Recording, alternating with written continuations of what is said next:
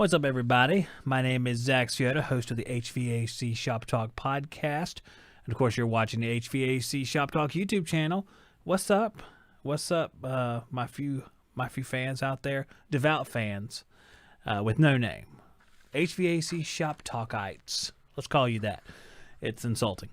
So, what I do every week is I check my YouTube comments, but I figure, instead of just checking them and writing them down on YouTube, which is boring, time-consuming, and just part of life that I want to sever off completely, I figure I just answer them right here. We'll make a little video and do it right here in the middle of the day, where a few of you, I guess, are just not working. So, okay. That's fine. I'm not really working either. So I have just a paper full of questions here, and if you have any over there that spur off of this, just let me know. Again, let me give the disclaimer. I am in no way a professional at anything. HVAC, life, anything. So you shouldn't even watch this probably. All right, here's our first. It's not really a question. Actually, I got this on the HVAC training videos channel, but it's more about COVID. And I figured since the whole family had COVID, there were a few people out there that were asking about it. And I'll just tell you that the gamut that we ran at our house of 7 people was from no symptoms at all, which was my daughter, all the way up to bronchitis level illness, which was our most severe, which was my wife. The next one down was my 81-year-old mother, who had some very nasty coughing spells, but no fever. And she actually wasn't as sick as my wife. And that's the one we were concerned about. We were concerned that she was going to be really bad off. But she was fine. She just had some, bad coughing, which she kind of does anyway, actually. She's 81, guys. 81. You're going to cough a little bit. You're going to have some issues. Your car is going to leak a little oil, so to speak. But I myself had bad cold symptoms, maybe like a cold or something, not too severe. In fact, the first week I was sick because I had a fever. That was namely one of the main things. But the first week, it really wasn't that bad. I had a fever. I'd take some Tylenol, would go down. I'd just do whatever I wanted. Second week was a little bit more rigorous, a little bit more severe cold-like. And then everyone else was minor. My son, my older son, who's 17, was somewhat sick, maybe a little bit worse than me, right in there. So not too bad. No one was in a life-threatening danger, so it was okay. All right. What's up to the people that are watching here at, what time is it? Dinner time. And we have Frylock, Everything HVACR, my buddy Beaver. Beaver says, I don't ever work. That's not true. We both know that. Cannon Casey says, I'm off today. Well, very nice. I'm glad you're off for the holidays. Hopefully that's just part of a larger vacation. We have Tony Del Grego. What's up, Tony? And Gary Gleisberg, what's up? And Teddy Bear, which I'm convinced is his real name. What's up? Okay. So let's get on to the first thing. It says, why am I zoning my home system? This was on the HVAC training videos channel because I have more channels than there are stars in the sky, which is my prerogative. So why am I zoning my home system? The reason why I'm zoning my home system is partially because the zoning is just a really nice thing as far as comfort. You can dial in the temperature for different zones of the house and allocate your HVAC resources for whatever zone you're using. Really, my zone is going to be, or my house is going to be 3 different zones. It'll be basically the non-master bedrooms and the teen gathering area, which is right over here. And just imagine this. We have a living room where my wife and I will watch TV. We'll watch movies in there. Then we have another den where it's called the teen room. It was that beforehand, but my mother-in-law has spent quite a bit of time right there, so she really watches it during the day, and then the kids will get on there later at night and play video games. The Nintendo Switch is in there, so they'll do that, and then they have an Xbox One, which is in my son's bedroom. They room together. I take one of the bedrooms here for my occupation, and then the girls, 114, 181, room together in the other bedroom. So everybody's got a bedroom partner. I have my wife plus my youngest son, Jackson. The house is bigger than our other house, but still, we're a lot of people, so we run out of bedrooms pretty quick. So I want to split it between those bedrooms, the master bedroom, and the main living area. So we would have 3 different thermostats, 3 different zones. And another thing is, because the Bosch is the way it is with humidity, we have to turn the airflow way down to try to get the humidity removal that we require here in our very moist North Carolina environment. So to combat that, well, the issue is we have ductwork that is basically built for 3 tons of air, or 1,200 CFM. Just standard ductwork. What you would do with a 3-ton, we have an 18-inch trunk line, metal trunk, that splits into Well, I have flex coming off of it that goes to 3 different small trucks. 2 of the flexes are 12-inch, one of them is 10-inch. The returns are 3 12-inch going to 18-inch hard pipe. So the static on the system at 1130 CFM was 0.3. So it was really good static. The design was good. But since we have to push that airflow way down, you now have velocity issues in the periphery of the duct system because you're going from pushing 1130 CFM, which is close to the nominal 400 per ton, down to probably 300 per ton, 275 per ton, depending on which stage it's in. So it would be nice to be able to shut down some of those zones so that the airflow can be maximized. That was one of the reasons why, along with comfort and maximizing that lower airflow. Justin Beaver says, Justin, Melissa needs to take you clothes shopping. Hey, man, I was outside. Okay, for those of you who watch, I have, like I said, more YouTube channels than our stars in the sky. If I'm lying, I'm dying. But I have a channel, just my name, Zack Psioda, and I do a lot of my home projects on it. So I just came inside from making a wooden cabinet, and I got a new trim router from Ryobi, which I love tools. I love tools. I love working with various stuff, not just HVAC, which was my life, but just doing various things. So I build little cabinets, build little wooden things, and I was doing that today after I got back from a walk with my son. He is rehabbing his leg from an injury. This conversation can, veer off as many times as we need to. So this is what I was wearing, and of course we went to town, so I have the, this looks ridiculous. I have my train robbing mask because we went to the mall, and you have to wear that here. I think it's mandatory now, but I always wore it anyway, just for the benefit of other people, because I already had COVID. I'm not getting COVID, and I'm over it, so I'm not giving you COVID, but it's more for the benefit of my fellow man more than anything else. Okay. Oh, yeah, the 1993 golf shirt. Oh, my gosh. Come on now. I love these clothes, guys. Let me tell you something right now. I just wear whatever the crap I feel like, and I'm pretty sure it's out of fashion. But if I'm comfortable, I could care less. I'll just be honest with you. It's the way to live, too. Let me tell you. Let's see. Bimco says, FYI, they won't let you use those in the airport. Yeah, with the bandanas, they won't let you use them in certain places. I went to a medical office yesterday for my son's leg injury. He broke his ankle playing soccer or training for soccer, and it's been a really rough rehab for his ankle, and there's question in the air whether or not he's going to regain full use of his ankle. So we were back to see the orthopedist, and they informed me at the door that I had to take one of their baby diapers, is what I call them, and put them on. So unfortunately, I couldn't wear my bandana, which is approved down to 0.3 microns or so. I forget what I'm lying, of course, but I had to switch out of it. So, all right, I don't think I could do double mask, because double mask I'd asphyxiate or something. All right, moving on. Speaking of my Zack Psioda channel, there's plenty of old HVAC videos on that channel. So I had a question that is so how long below 500 microns, talking about vacuum, or is it not go above 500 microns? I have had decay stay below 500 microns for 12 hours. Is this a leak or other things going on? Help. Okay, typically in like a really vague sense, the manufacturer will give you parameters for their vacuum. It might be like, I want to say American standard is pull down to 150 microns and it has to stay below 500 after a minute, something like that. And man, this guy was 12 hours later, so obviously he would have passed that test.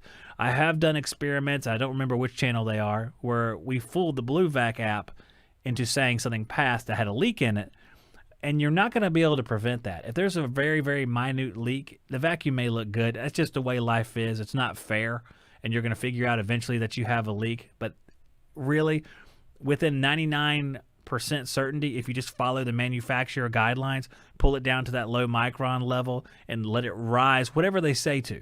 Or get one of these apps like MeasureQuick or BlueVac, which has a calculated rate of decay where it'll estimate whether or not your vacuum is good. Of course, if you can't get below 500 microns, you probably have another issue.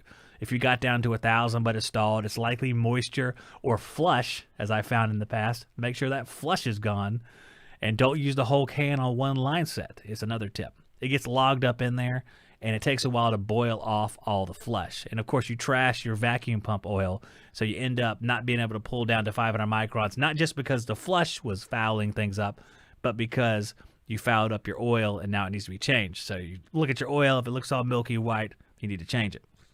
Okay.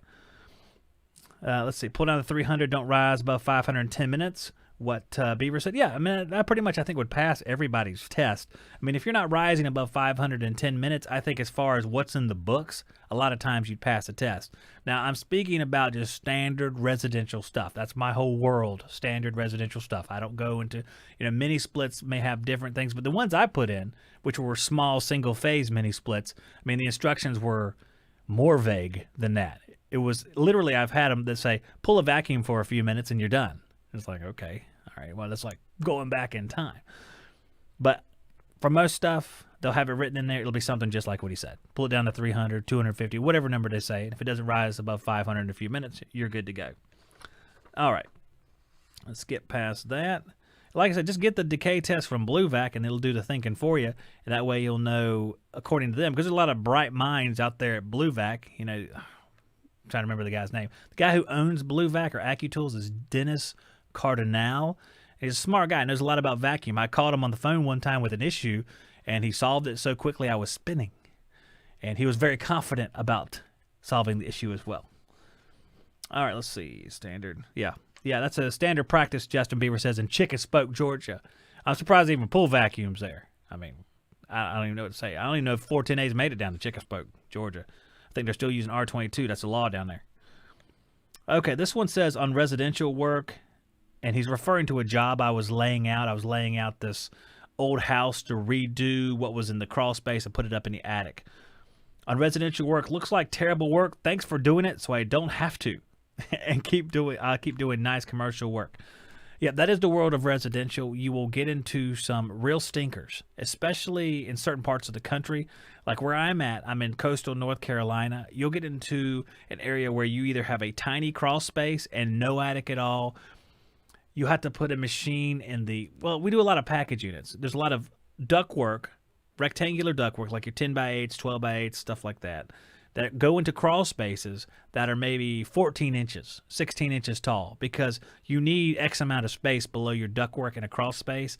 And as far as I know, it is still 4 inches below the ductwork to the dirt floor of the crawl space. So if you're in a crawl space that is 14 inches tall, you can run by 8 ductwork, and it'll be great, except for the guy installing it.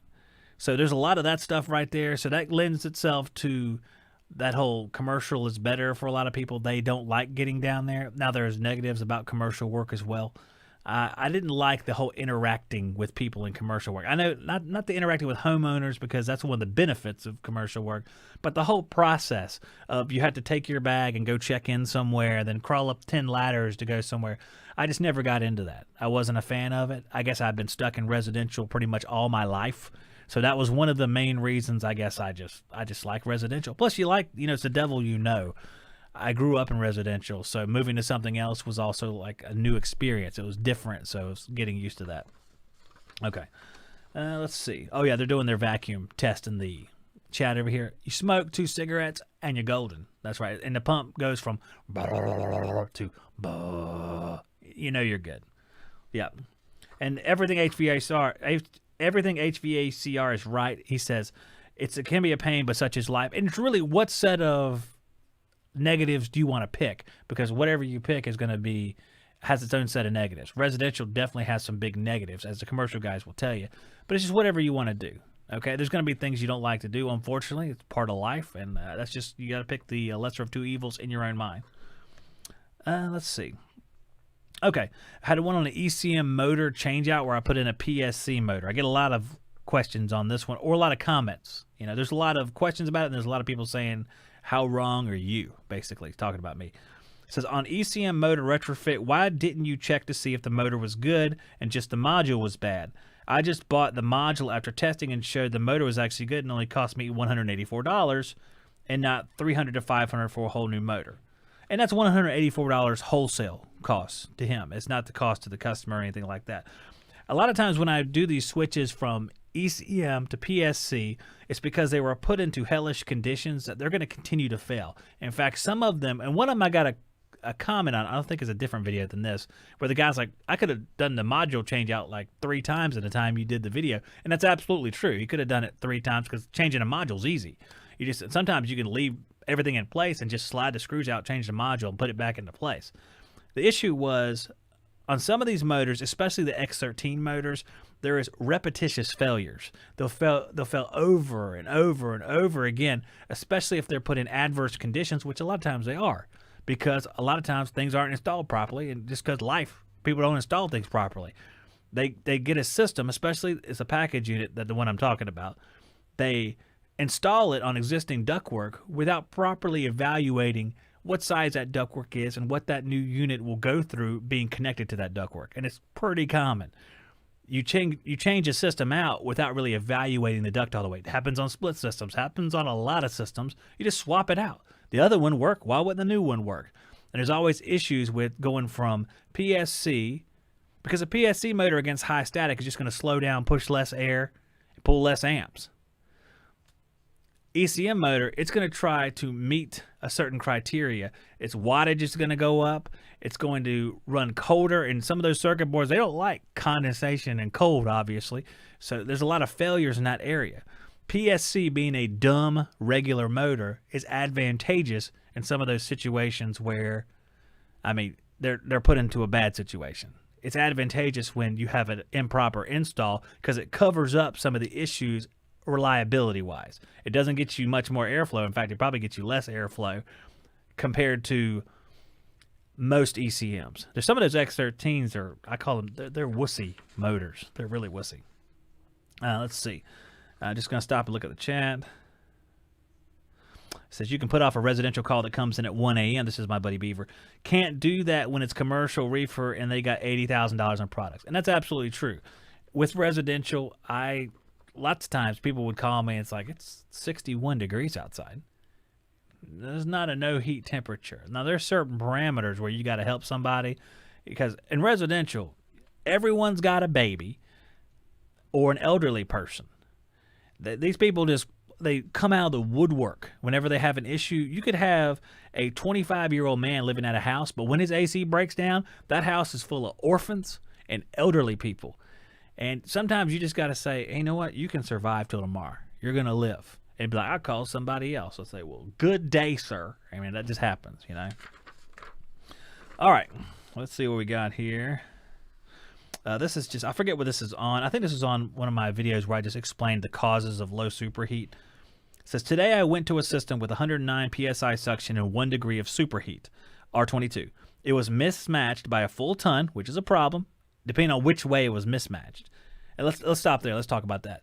Because if you're mismatched where you have a smaller outdoor and a larger indoor, that's not going to cause you as many problems. In fact, that's what we call a high efficiency matchup.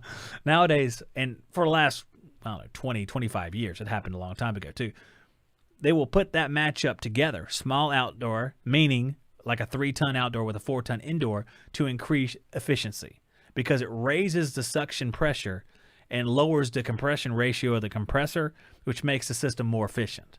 It also makes it dehumidify worse. So just keep that in mind too. That's why you get one of these systems and then you drop it at 300 to 350 CFM to satisfy the dehumidification load, and you're basically taking that high efficiency system and checking it back into place, making it lower efficiency so it'll do the job humidity removal wise. Okay, let me read that again. Today I went to a system with 109 PSI suction and 1 degree of superheat. 109 PSI is relatively low suction pressure as far as if it's properly charged for 410A. 109, because you're going at 32 degrees saturation at right below 100 PSI. R22, it was mismatched by a full ton. Some hack came and cleaned the coil. That's what hacks do, man. They clean coils. The hacks, they don't clean. They add charge. It was 4 pounds overcharged. I go behind other companies almost daily with my business and its job security, I guess. Now, I had a situation like that, and I think this is the video that this guy commented on. We had a guy that charged up a system, and some guys are just new, and this, they're not bad people. They're just ignorant to what's going on in that situation, and they'll learn just like everybody else did. You go to a job, it has low suction pressure, and it's frozen up. Now, of course, that can be because you have a low charge. You add charge. But you have to evaluate the system at the time before it freezes. Like you have to thaw it out and you run it. And maybe you have 100 pounds, or let's say 95 PSI, which is below freezing saturation for 410A. You have 95 PSI, and then you have an extremely low superheat. Okay, if you have a low charge, that superheat's going to be really high because that's the nature of a low charge. You're boiling off all the refrigerant in the coil, evaporator coil, and it's then heating up even more, giving you a high superheat. And you'll have a high discharge superheat to go along with that off the compressor. But if you have low airflow, and that's what a block coil does. It breaks down the heat transfer where there's no more heat transfer across the evaporator, just like if there's no airflow at all, like your blower dies or wrong blower setting, you're going to have that superheat dive down because the heat's not coming out of the refrigerant into the air any longer. It's staying, or basically it's not going out of the air into the refrigerant. Let me say that right. So basically the refrigerant's not warming up. You have no superheat, which means you have no change of state from liquid to gas. And then you get problems like you're going to freeze up because of saturation temperature that your coil is at. And you're going to slug your compressor. And it might actually kill your compressor, especially if you don't have an accumulator. Let's see. I think that's pretty much all on that one. All right, this one's on line set reuse and cleaning. I know this is an old video, but here is my practice. And it was like a 5-year-old video. It's like a vlog I did sitting at my house, the first house that burned down. So it's been a while.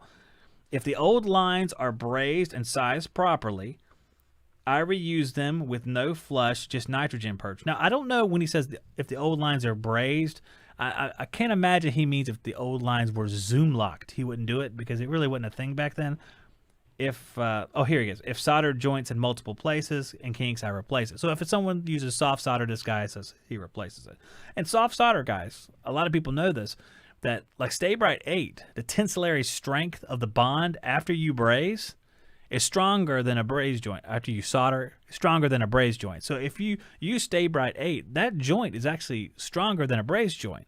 Because a braze joint, what happens when you braze it in? It also anneals the copper. It heats it up so much it becomes semi-malleable.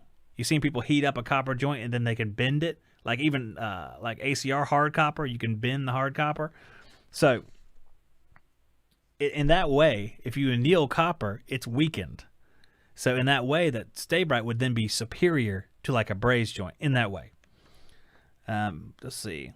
I have never had an issue reusing a good-looking line set. And I guess good-looking for this guy is brazed, not kinked, no obvious sizing issues. I install a new filter dryer, tend to use, and people say dryer filter too. I noticed a lot of people say dryer filter, and I say filter dryer. I don't know why that is. It's just, but they're both the same thing. So, useless stop and useless explanations by Zach. Now back to the show. I install a new dryer filter. I tend to use a dryer filter larger than most, but go big or go home. Well, I think if it's like residential, 16 is going to be sufficient for every residential system size-wise. If you're concerned about like acid, I use the HH dryer from Sporlan. Really nice dryer. And to me, that cleans up acid.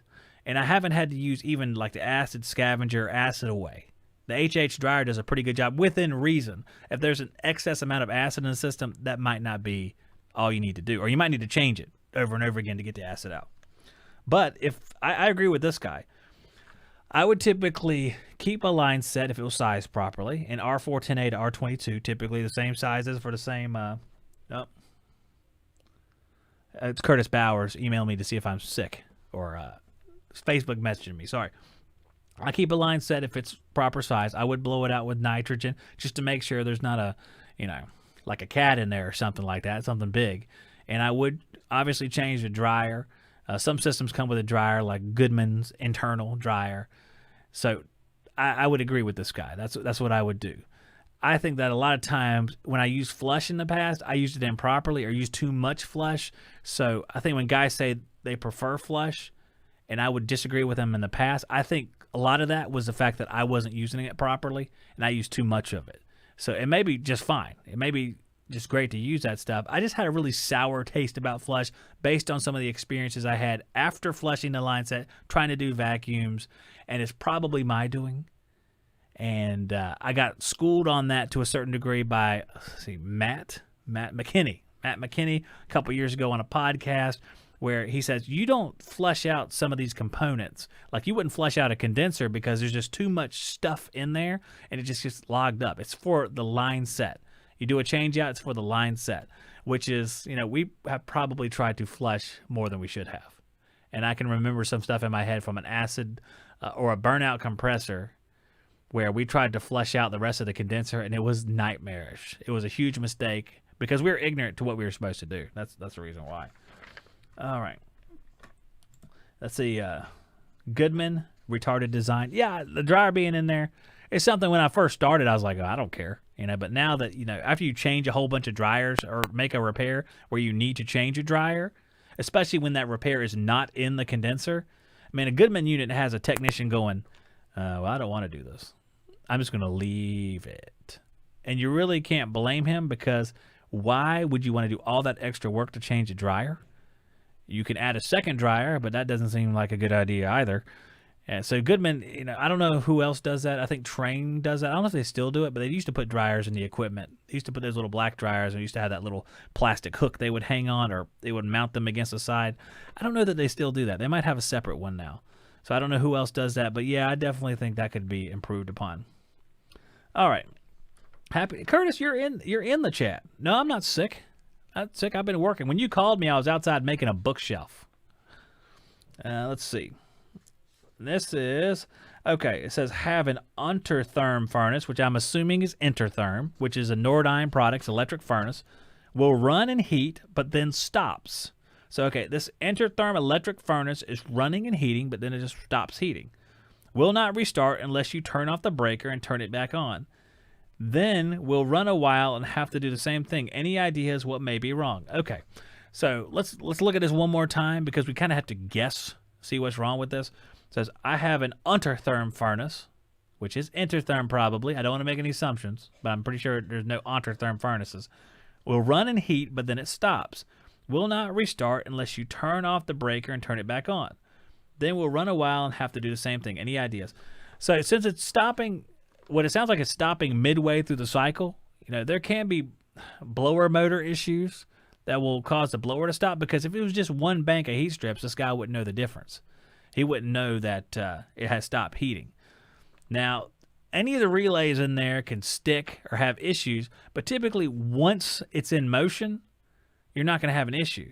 And the reason why I don't think you can say a sequencer is bad or something like that, but these electric furnaces, there's very few of them that are 5 kW that are not just supplemental heat for heat pumps. Typically, it's going to be 10, 15, 20, or I don't know. I think there might be some 25s out there, but typically you see 10 kW, 15 kW, or 20 kW.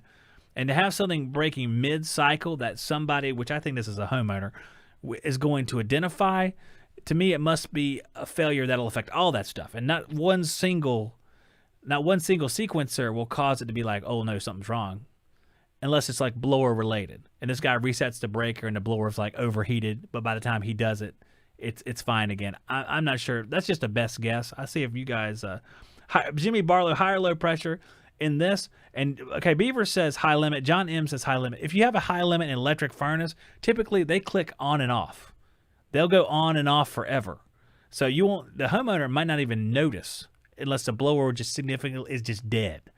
You have these little, I don't know if it's clicks on is the style we're talking about, but you'll have them, but they'll shut off, then shut back on again. And there'll be one for every bank of heat strips. So they won't be shutting on and off at the same time. Sometimes there's like a stack limit on those things. But if there's 3 banks of heat strips, they're going to have one double, and then they're going to have one single. So it'd be hard pressed for some guy to notice that, especially when it makes it sound like it's just, when it stops, when I hear it stops, I consider the whole machine has stopped. Got to be a bad nest. Okay, I don't know. Whoever put a nest, I don't think there's anyone out there with a nest on an electric furnace, but if there is, that's the oxymoron of the century.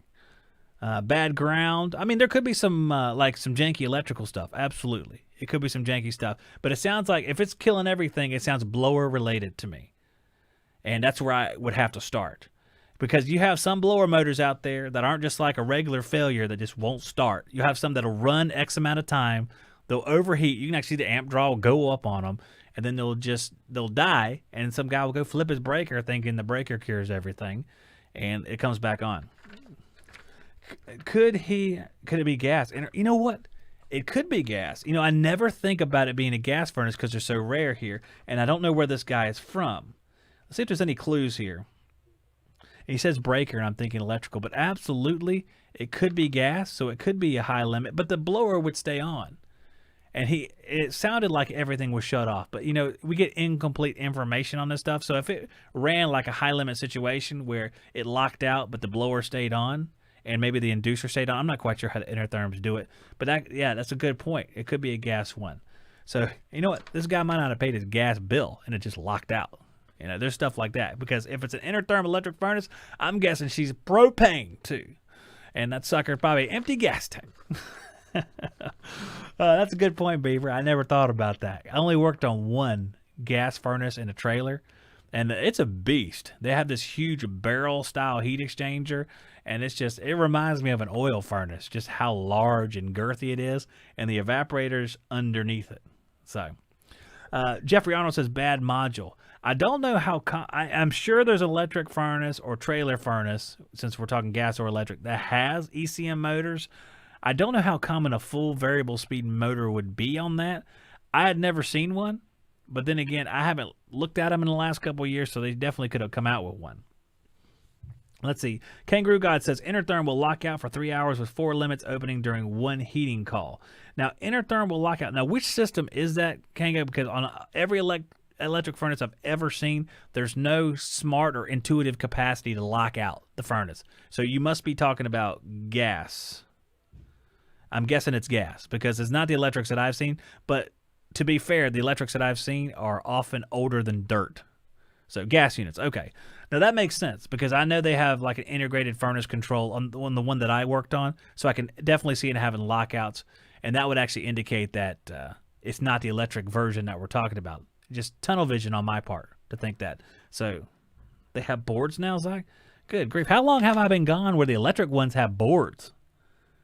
Man, they used to be the cheapest things in the world. I mean, cheap as in when you open up an electric furnace, you should be able to fix it that day unless it's a heating element. And if you have a restring kit, you can still fix it that day. You should have everything on your truck to fix that unit that day. And now they're adding boards. What's the world coming to? Oh, my gosh. Oh, my gosh. Let's move on. Okay, so this is more of a contractor question. It's about pricing. Pricing, if all mechanical contractors would get together and keep their prices right and folks were not undercutting each other, they wouldn't have to mask their prices. I'm not sure that's right. It's sad how trades work against each other instead of working with each other. It's ridiculous. As long as you have a certain dichotomy of humans on the earth, you're going to have that same sliver of people or that same spectrum of people in the trades. So if you want to come together, and there's plenty of honest, hardworking contractors that are intelligent enough to know that you have to have pricing at a certain level to be successful. And oftentimes there is a huge group of contractors on the lower end of this spectrum that is just doing whatever they can do to make a buck, and that buck might be way less. They might be single-man companies, and you get into the area where you have a lot of companies that aren't on the up and up as far as insurance, so that they have less expense because they're actually not legitimately running as companies. I see that a whole lot here. You see people, and they call them chucking the trucks. Chucking the truck shows up. He doesn't have insurance. He barely has enough tools to solve a problem, but his overhead is so low, he charges. You might have, let's say you have a reputable company in the area, you get a call that you have no heat, they charge a $99 service charge, and then they quote you an igniter replacement, and let's say it's between $200 and $300. You might have Chuck in a Truck show up with the Honeywell Glowfly, and the whole thing cost you $100 and some dollars, just because Chuck in a Truck doesn't need all that money to survive, and Chuck in a Truck doesn't know how much money he needs to make. That's why he lives in a tent under the overpass. And I think that's probably not going to change anytime soon, because every generation we have the same spectrum of people going from good, hardworking, knowledgeable people down to Chuck in a Trucks and Chuck in a Truck Jr. and Chuck in a Truck the Third. So I don't think that's going to change anytime soon. Hey, I like that. Tailgate Tommy. Chuck Pierce. I'm going to tell you something about Chuck Pierce. Chuck Pierce I respect almost more than any other being on the planet. Chuck Pierce, and we're talking about Comfort Plus. This is because... I love all the names for the people. He's saying let's see. Justin Bieber's talking about Chuck Pierce because we both have a ton of respect for him. He's a guy he's been doing some non-HVAC stuff on his channel, a lot like myself, and I've known him for probably 5 or 6 years. When I went up to Boone recently, we actually had dinner together. We stayed. It's wonderful. It was a Mexican restaurant, one of my favorites. But we sat there for 3 hours just talking, and just an outstanding guy, a guy that I think whenever you see a guy and you say that's a good man right there, that's Chuck Pierce. To me, that's a good man.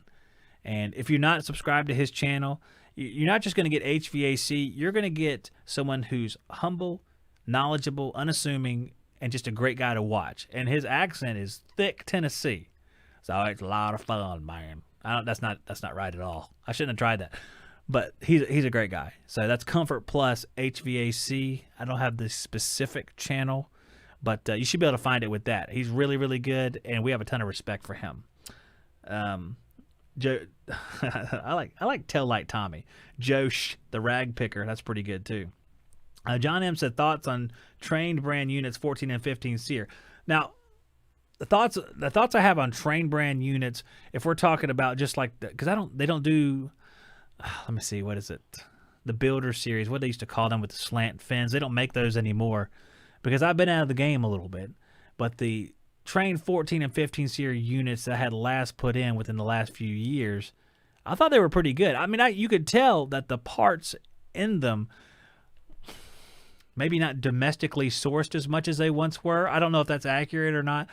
But I think overall, the quality's always been really good. I mean, they're quiet. They're relatively reliable. I've always thought they were pretty good. My father put in American Standard, and I would help him with those. And every now and then you get a stinker, but I don't think any more than any other brand probably. And they were always really quiet. They're cavernous on the inside. It seems like they went. So people use different ways to get high efficiency. It looks like Trane made large coils that you can crawl inside and walk around. So, I mean, do they have issues? Yeah, but the 14, 15s, I didn't see a whole lot of them, so I might not be the best person to talk to because sometimes you get into this, it's like, I didn't see a whole lot of issues, but we're talking about a guy who's looking at 10 in a year. So you might have a company that's putting in 300 or 400, and that'd be the guy to ask. So that would be, I guess that's Ted Cook. Ask Ted Cook because he puts in the most of anyone I know probably. All right. Chris says, I hate Trane equipment. I only do residential work here in Charlestown. It's hard to find parts for locally. I never had an issue with parts.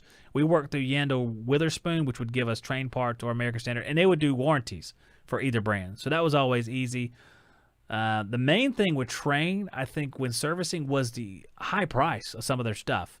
And at the time, my dad was an American Standard dealer. So when we would get evaporator coils, we wouldn't get an exorbitant quote for them. It would be like the standard quote. And some of these things were, ironically, a lot more than an air handler cost. For example, I did a job where I installed a TAM 7 to replace a leaking evaporator coil in an air handler because the TAM 7 cost me like $1,000, but the actual evaporator was like $1,500, $1,600. Now, it costs a lot more to put in a new air handler, but the customer was happy because a TAM 7 can dip switch in between R22 and R410A. So we set it for R22 because the outdoor unit, these weren't old units. It was just out of warranty, like a 5-year warranty. So it was a pretty good matchup. It worked really well together, and it just didn't make sense to replace that evaporator when for just slightly more you could get a brand new air handler. All right. Let's see. Anything else? Stupid filter dryers. Trane is doing microchannel evaporators now. Now, I've seen Trane microchannel evaporators going back several years on gas packs and stuff. And to my knowledge, those units have never had an issue with leaking. So I don't know if the microchannel leak is still like a prevalent thing.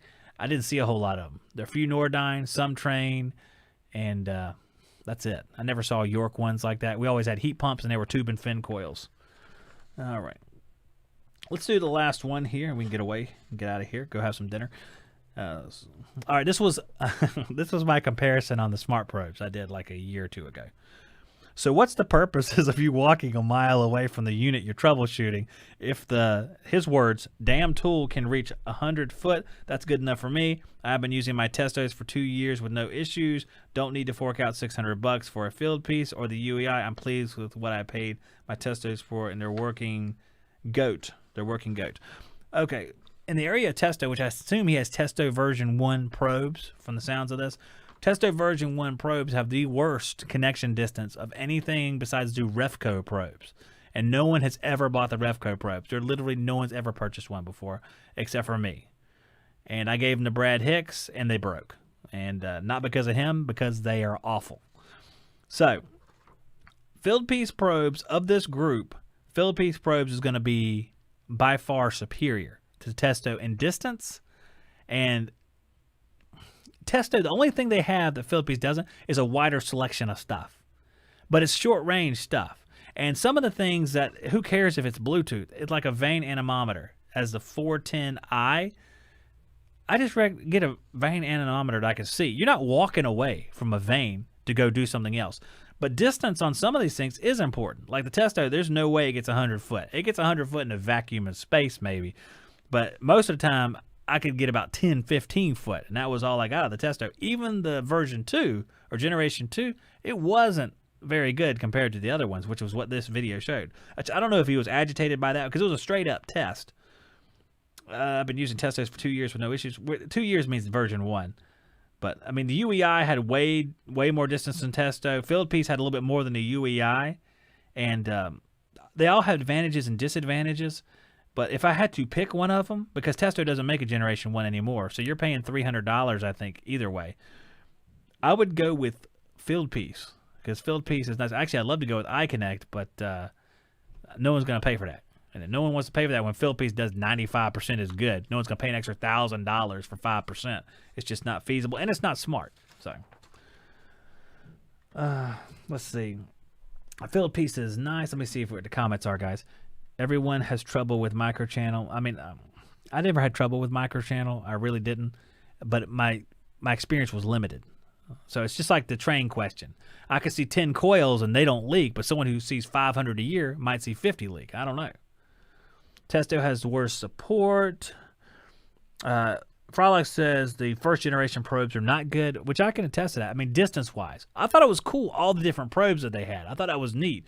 But just the distance, if we're making a probe, part of the assumption that I'm going to make is that you're doing that to have that connection distance so you can maybe test return supply split, but not be right next to a furnace or be right next to an air handler. You can do it and go outside. There's no way that'll happen on Testo, and it probably won't happen with Testo version 2. You're going to use the UEI, Field Piece, or the iConnect. And probably Yellow Jacket now will do it too, because Yellow Jacket connectivity is similar to those two. So any one of those, you can do that split. John M. says, I had terrible experience with York microchannels, coils always leaking. That's the infamous one. The Yorks are the ones that were talked about. I mean, John Israel talked about Yorks leaking nonstop for a few years. And a lot of other people did too. I think online, I want to say Steve Lav talked about that, and a few more. So York had a significant issue for a while. But I don't know if they're still having that issue or if it's been updated or not. Just see. Checking out, see if we have any other questions. That was it for me. So we'll probably do this again next week whenever I accrue some new questions. And hopefully that helps. Maybe the people watch. Maybe you guys got something out of it. I don't know. But I'm going to get back to chilling out. I didn't want too many of these things to accumulate over the holiday because I haven't done anything in like the last couple of weeks as far as podcasts and stuff. We did release one, but it was finished way earlier. And there'll be another one next Tuesday, a podcast release. And then we'll be back next Friday to interview Jason Objute on HVAC training videos. And then Skilled Trade Up's coming back at the end of the month. Because Skilled Trade Up, we're doing it every week. But it's expensive to buy tools every week. So I'm going to do it a little bit more sparsely. So maybe the prize is going to be a little bit better. We'll see that. Kangaroo God, thank you, sir. I appreciate you tuning in. How can I follow your channel? I found this channel by random. I don't know. Chris Forsyth says, when is the championship game for Skilled Trade Up? We are going to discuss that on the 27th, and it will likely be the next episode after the 27th. But I got to figure out what day. So make sure you tune in on the 27th on the Skilled Trade Up channel, and I will go over all of that. Teddy Bear. Thanks, man. Teddy Bear. Reminds me of a song I heard a long time ago. Teddy Bear. But, okay, guys, I'm going to get out of here. I'm going to go have some dinner, go do some dishes. We're going to watch a movie tonight. I think we're going to watch War Room. War Room's Christian movie. It's supposed to be pretty good.